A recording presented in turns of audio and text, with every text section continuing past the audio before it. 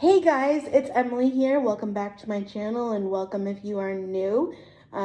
Please consider subscribing. Today I'm doing another sit down chit chat with my friend Brittany, this time from Miss Loving Life on YouTube. Did I get that right? Yes, you did. Okay, perfect. Hey, Hey, and all of her information will be linked down below, and as well as the pinned comment on YouTube.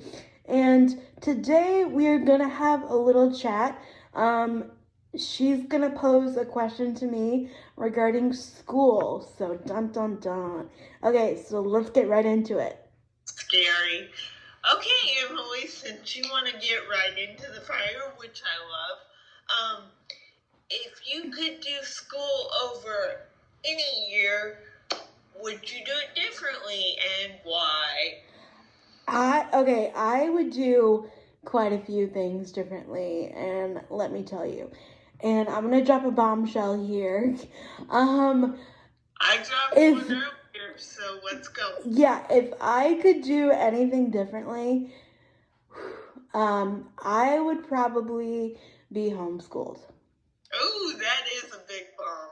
Only for the simple fact that I don't know, there was just too many little things that I needed throughout the school day, and that I don't know, like in the early years, like I know that early intervention is important, and I know that it's important for CP and the progression, you know what I mean, and all that stuff, and I know it's important, but for the amount of times that I was pulled out of school, or that I was pulled out of class from therapy, and that therapy was in my IEP, and that there wasn't, and as I got older, there wasn't really a therapy room, so I was literally doing therapy in the hallway as students were walking by. I was on the floor on a mat doing therapy in the hallway while my peers were walking by to their classes.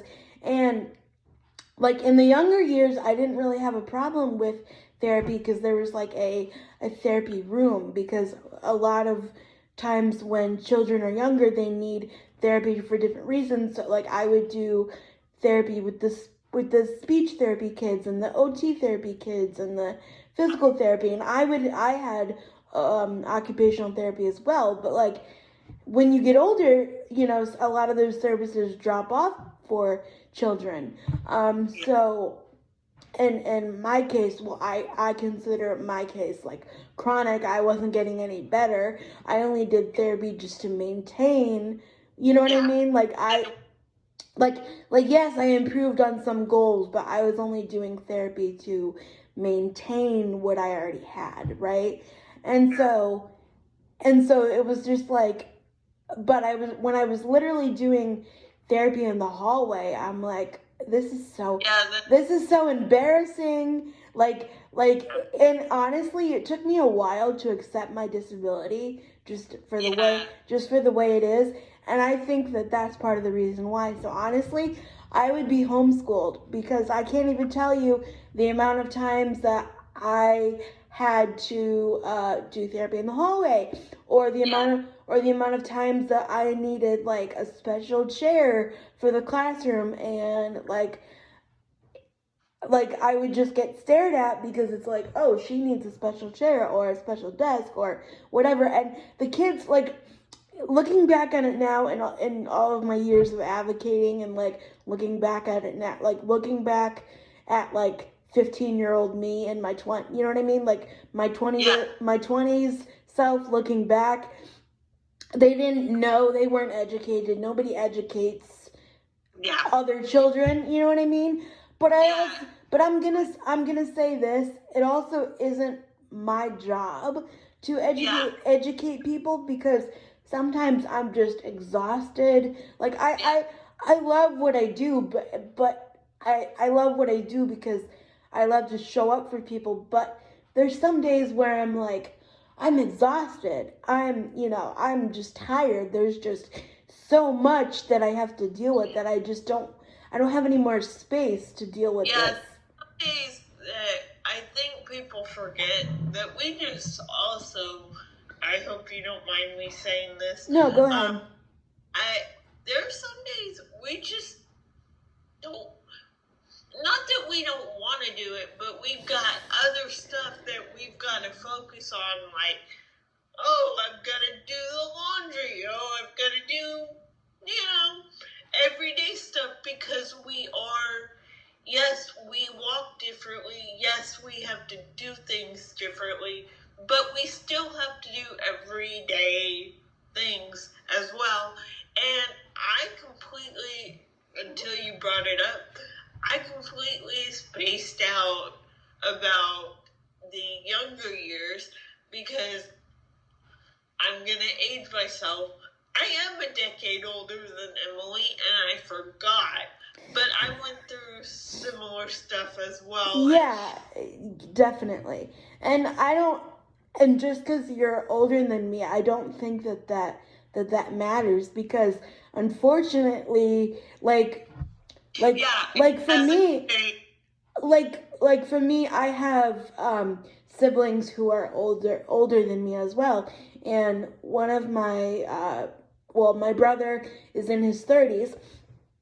So like for me and my brother, we experience different things, because he is 30 and I am in my 20s, or I'm 24, right? I'm 24 and he's in his 30s.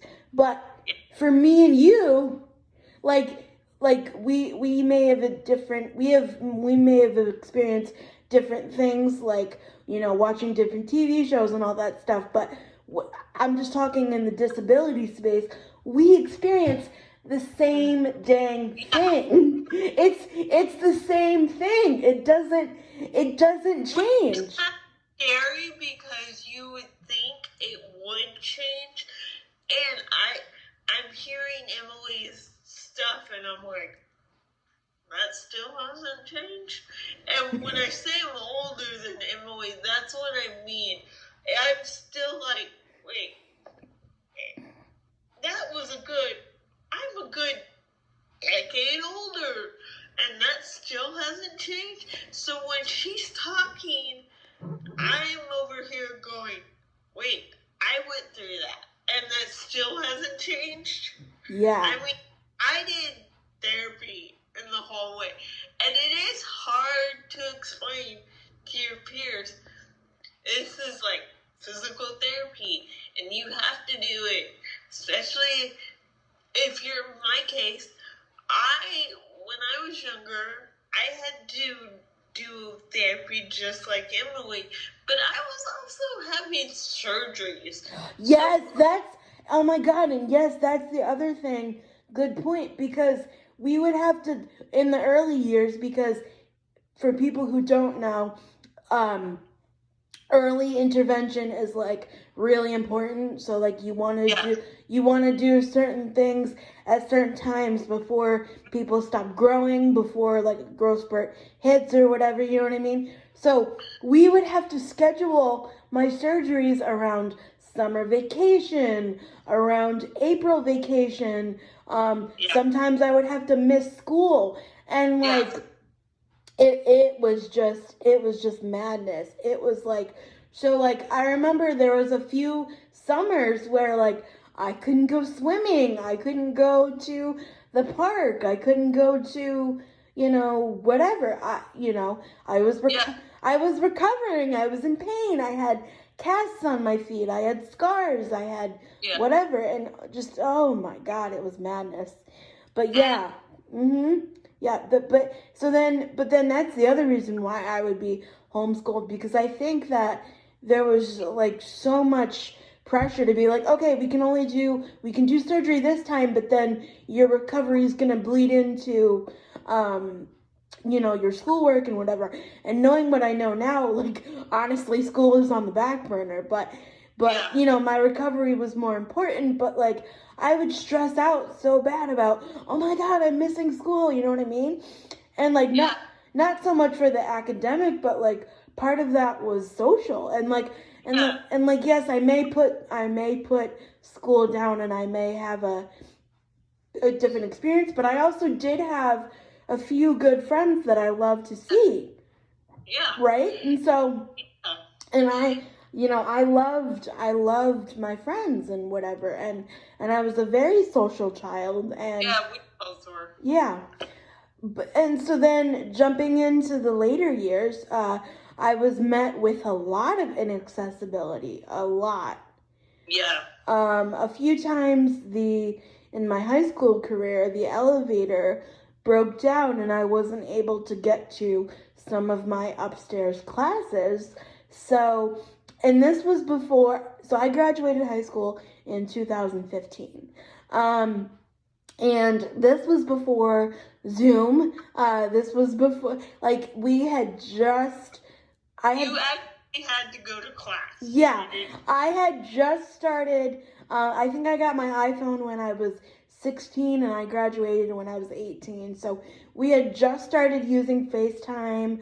It was still very brand new, whatever. This was before Zoom and everything else. And so I had to, like, call my classroom and be like, what are we doing? This is what we're doing. You know what I mean? And I remember being in the principal's conference room for like 2 weeks because the elevator had broken. But do you think that stopped therapy? No, they still came in and we did our therapy. And I remember fighting with my resource teacher. I was in special education. I was in mainstream classes, but I had supports for math and other things, and I had a resource teacher, and I remember fighting with her, and I'm like, I want to drop therapy from the IEP, and I don't want to do it anymore.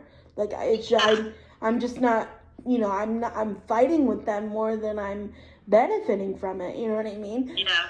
They're not. And it's like they're not listening and they're wasting my time. Because when you go to school, when you are disabled, you are like you're a normal teen, but you've also got homework. You've got to prioritize, okay, is this really going to work? Is this worth it? And I get what you're saying, because there were times I'd fight with the IEP resource people too. Yeah. Because I had accommodations as well. Right. So, like, I know exactly what you're saying. There were times I'd be like, look, hear the words coming out of my mouth when I tell you this is not working for me. It's not working for me. And it's making this other thing difficult when it doesn't need to be. Right. And Emily at least had a little bit of FaceTime. I graduated in 05. There was no FaceTime. You still had to, the phones weren't even flip phones yet. They were flip phones, but you couldn't really text on it. Right. So, exactly what she's talking about. And I had the elevator breakdown, and yeah. And there too.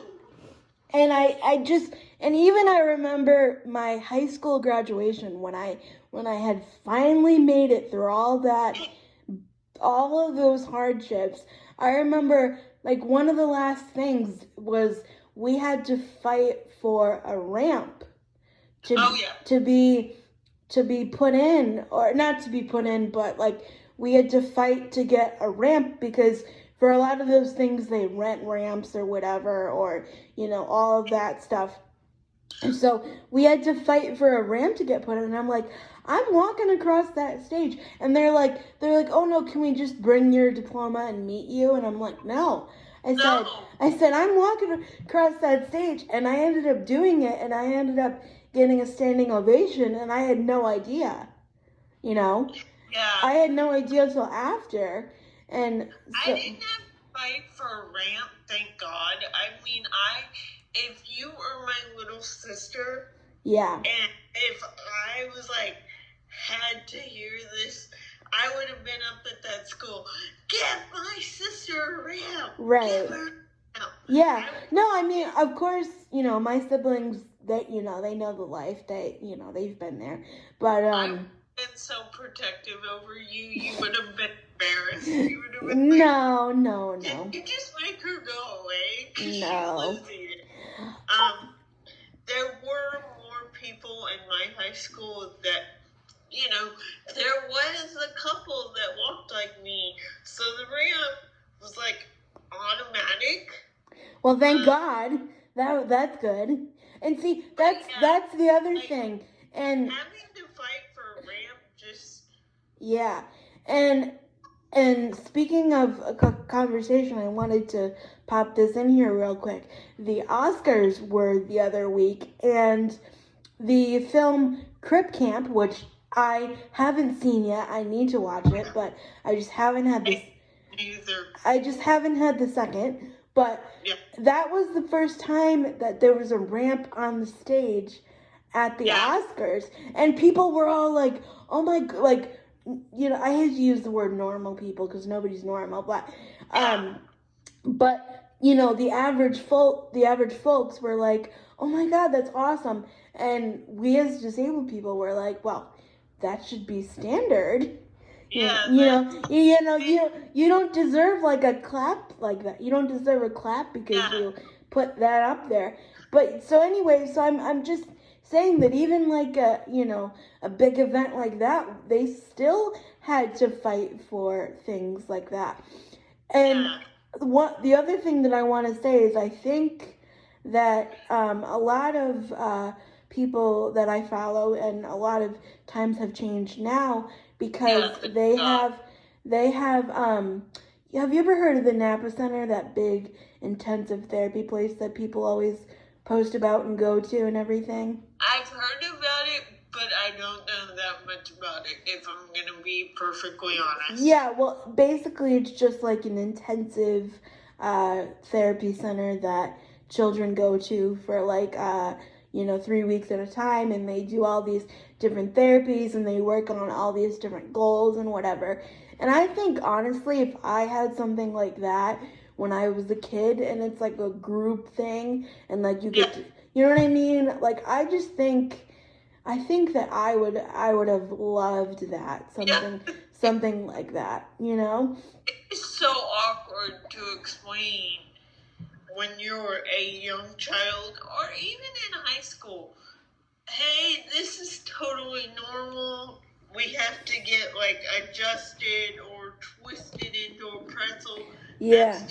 That's normal. We have to do this. But you do get those stares of, oh my God, are they hurting this person? And it's just like, and we might scream in pain, but we're totally fine. We're totally fine. They're not killing us. Yeah. It might hurt certain areas, but we're fine. But it is awkward having to do like physical therapy in the hallway. Or I remember, I don't know if this ever happened to you, and I'm sorry if I'm talking too much. But I would get pulled out of class and they would ask me, so is everything going okay with this class? Is it? Yes, oh my God. And I'm just like, I can't focus right now. But to wrap up this video, I only did 2 years of college, and that was extremely I did. Yeah, but that was extremely difficult because I'm gonna say this: there's no real like program or services after you turn 18, and after you leave high school, and it's really trial and error, and it's really difficult. But yeah, so I did 2 years of college. That was a train wreck too, because I thought accessibility was bad in high school. Even worse when you're out in the real world. People don't care. They don't know. They don't care. Yeah. I had to squeeze in the elevator with people who, they were all like, oh, can I get on with you? And I'm like, I need space to turn around and, stuff like that. And it was, you know, they don't care. So, yeah, to wrap up this video and to wrap up everything, I would definitely love to be homeschooled if I could do everything over again. Because there's just so many tiny little things that people don't think about, and there's... realize. What, can you say that again? They don't realize. Yeah, they don't realize, and there's so many things to being a person with complex needs, and you know, I also have health issues too, and anxiety and whatever, so I would just much rather have been homeschooled. Yeah, and I think if there's one thing I wish I could change, and I'm sure you'll be right along with me, I wish there were services that didn't just stop when we were 18, because we're not magically all of a sudden we turn 18 and the disability is going to go away. It doesn't work like that. So, right. I think I can say this for us.